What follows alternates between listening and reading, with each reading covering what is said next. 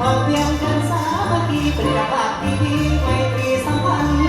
พิเศษนครหลวงเวียงจันทร์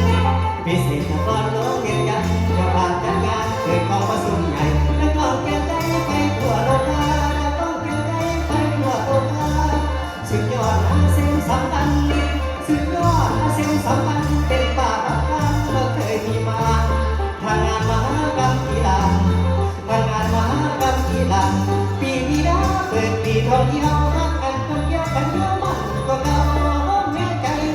กันเอาทุกคนสบายก้าวหน้าเป็นใหญ่ตั้งแต่เรือจนฟ้าหอดไตหอดไตหอดไตหอดไตหอดไตสู่แห่งสายกันสุดสำลักระเบิดปานทุกวันสู่สำลักระเบิดปานทุกวันชื่อแสนสอนในปีนี้ชื่อแสนสอนในปีนี้ปีนี้ปีนี้เป็นปีนี้